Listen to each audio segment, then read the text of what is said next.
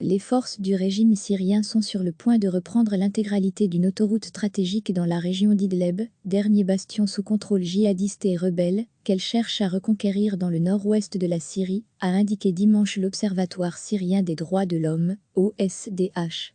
5 civils ont été tués dans des frappes aériennes sur le sud-ouest d'Alep et le sud d'Idleb, selon l'OSD. 3 d'entre eux sont morts dans des raids russes, a affirmé l'ONG. L'autoroute M5 relie le sud du pays à la grande ville d'Alep dans le nord, en passant par Damas, la capitale. Ces deux métropoles sont aux mains du régime. Soutenu par l'aviation russe, le régime de Bachar al-Assad a lancé en décembre une nouvelle offensive dans la région d'Idleb, qui lui échappe avec en ligne de mire la reconquête de cet axe routier clé.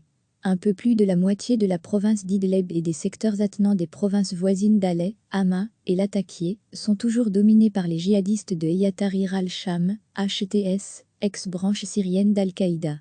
La région abrite aussi d'autres groupuscules djihadistes et des groupes rebelles affaiblis. Selon l'OSD, seul un tronçon de la M5, long de 2 km, et situé dans l'ouest de la province d'Alep, échappe toujours au pouvoir. Les forces du régime ont encore avancé sur le terrain dimanche, prenant le contrôle de plusieurs villages situés près de l'autoroute, a indiqué le directeur de l'OSD, Rami Abdelrahman.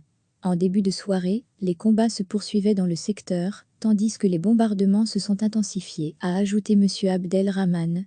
Dans un communiqué publié dimanche, l'armée a indiqué avoir reconquis ces derniers jours des dizaines de villages et localités dans le sud d'Idleb et l'ouest d'Alep, s'emparant au total de 600 km².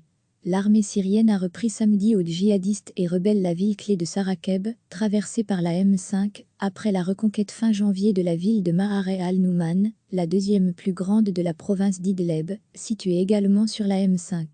Par ailleurs, le gouvernement syrien a approuvé dimanche un plan visant à rétablir progressivement les services publics dans les zones libérées des gouvernorats d'Alep et d'Idleb, a rapporté l'agence officielle Sana. L'opération militaire lancée à la mi-décembre par le régime, soutenue par Moscou, a tué plus de 300 civils selon l'OSD et provoqué l'exode de 586,000 civils, d'après l'ONU. L'avancée des forces du régime suscite le courroux de la Turquie qui avait convenu en septembre 2018 avec la Russie de créer une zone démilitarisée sous contrôle russo-turc dans cette région. Depuis vendredi, 350 véhicules turcs ont franchi la frontière syro-turque en direction d'Idleb, selon l'agence étatique turque Anadolu.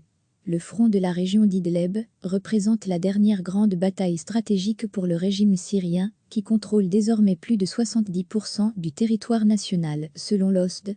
Le conflit en Syrie a fait plus de 380,000 morts depuis 2011 et jeté sur la route de l'exil plus de la moitié de la population d'avant-guerre.